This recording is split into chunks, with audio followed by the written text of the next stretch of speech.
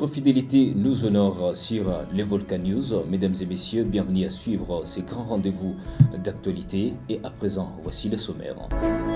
À la une, les combattants du 123 AFC ont conquis dans la soirée du mercredi 19 mars 2025 Walikale Centre, situé dans la province du Nord Kivu, à l'est de la République démocratique du Congo. Des précisions sont à suivre dans ce journal.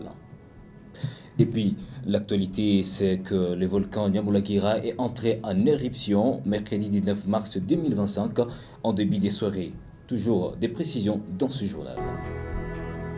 Voilà tout pour les titres de cette grande édition du journal. Installez-vous confortablement, mesdames et messieurs, pour les détails. Ouvrons cette session d'actualité par cette information. Les éléments du 123 AFC occupent les chefs-lieux du territoire de Walikale depuis la soirée du mercredi 19 mars 2025, rapportent plusieurs sources dans la zone. Les détails dans cet élément. Suivez.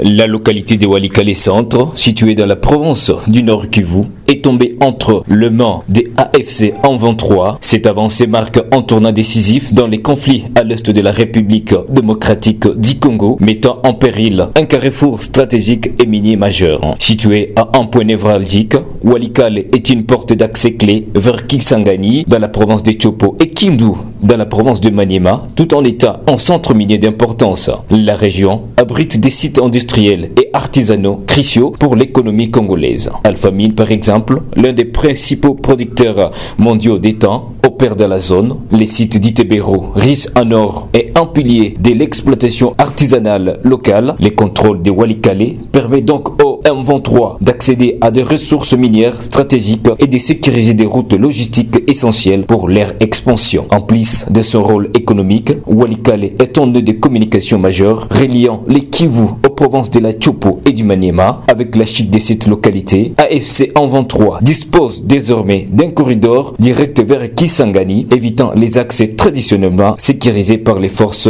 armées de la RDC. L'autre menace est l'axe vers Kindu, capitale du Maniema, qui pourrait permettre une extension des conflits vers le sud et couper davantage la RDC en zone sous contrôle des AFC en 23. L'un des points critiques de cette prise de Walikale est la piste pour aéronef qui se trouve. Cet aéroport désormais sous contrôle de l'AFC en 23 pourrait faciliter l'acheminement d'armes, des troupes et des ressources minières vers leur base arrière. Il représente un atout logistique majeur pour le mouvement AFC en 23, lui permettant de renforcer sa présence dans la région.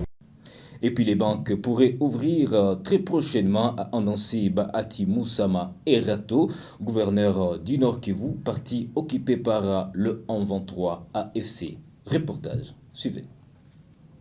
Ils ont été sensibilisés pour la sincérité et la transparence dans la déclaration des marchandises importées et celle des produits locaux.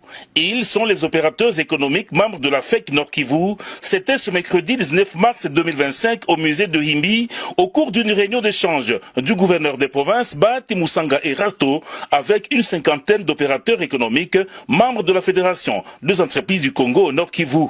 L'autorité provinciale n'est pas allée par quatre chemins. Les opérateurs économiques qui seront attrapés dans la fraude fiscale et la fausse déclaration de marchandises seront sanctionnés. Les marchandises saisies a averti Bahati Moussanga Erato, gouverneur du Nord Kivu. Plusieurs réformes et innovations seront mises en contribution. C'est par exemple le guichet unique en vue d'éviter la tracasserie des opérateurs économiques, bref des contribuables, a annoncé l'autorité provinciale. Fini l'ancienne gestion de la province qui était colorée de la corruption, le trafic d'influence, la multiplicité des taxes, l'écoulage de recettes de l'État, bref des antivaleurs à combattre. Avec le mouvement AFC M23, tout doit changer pour l'intérêt de la population, a-t-il martelé. Une bonne transparence doit être notre école, a conseillé le gouverneur des provinces. Occasion pour ces hommes d'affaires de présenter leurs difficultés rencontrées dans leur secteur économique, notamment la fermeture de banques. Comme annoncé au sommaire, le volcan Nyamulagira est entré en éruption mercredi 19 mars 2025. Selon l'Observatoire volcanologique d'Iguma, aucun danger menace directement la ville d'Iguma. Suivez. L'éruption du volcan Nyamulagira consiste à un débordement de lave. Des pistes au cratère et ces laves se déversent sur les flancs nord, ouest et sud-ouest, déclare un responsable de l'Observatoire volcanologique d'Igoma, OVG. À la croire, les dernières images satellites montrent que 3 coulées de lave ont été formées sur les flancs, avec la coulée la plus avancée qui a déjà parcouru environ 7 km.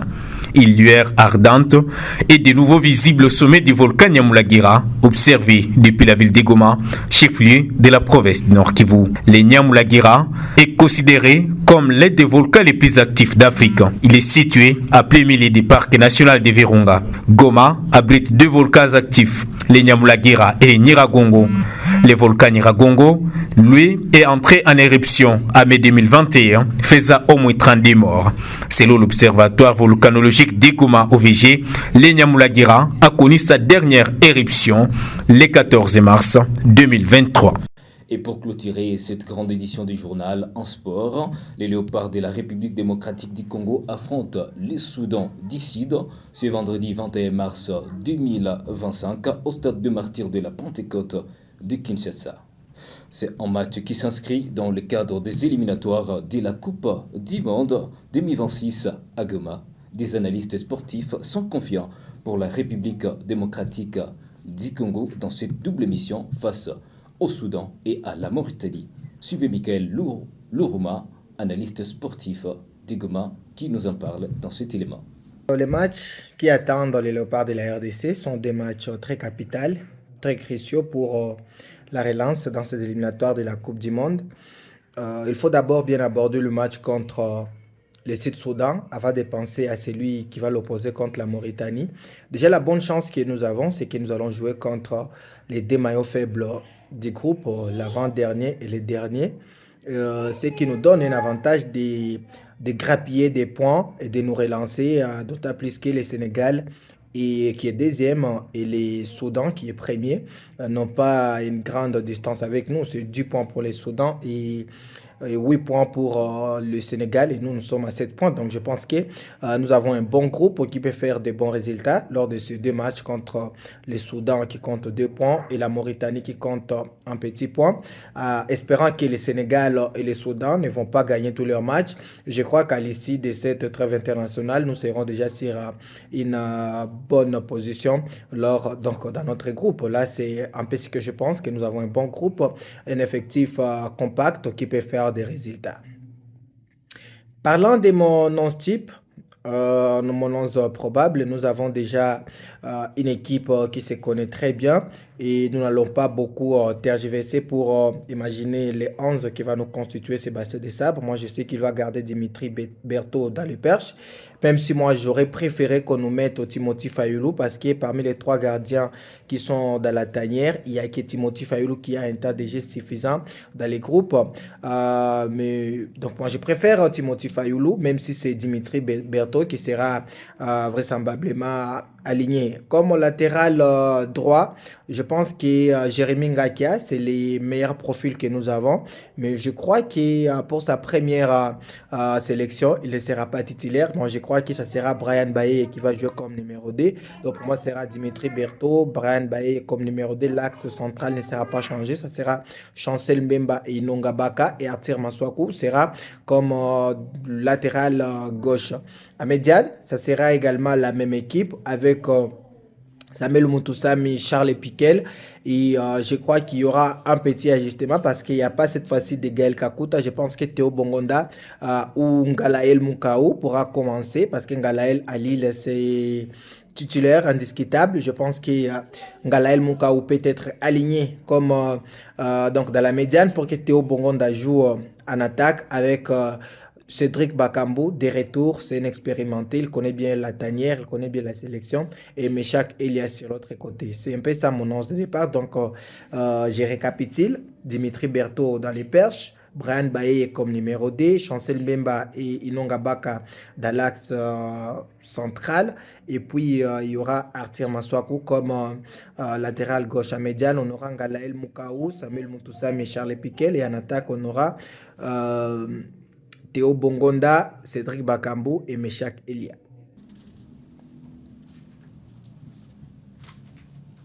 Et c'est par cet élément des sports que prend fin cette livraison d'actualité sur les Volcans News FM. Merci à vous de nous avoir suivis. Merci également à la grande équipe rédactionnelle qui a concouru à cette production. On se fixe rendez-vous très prochainement. Au revoir.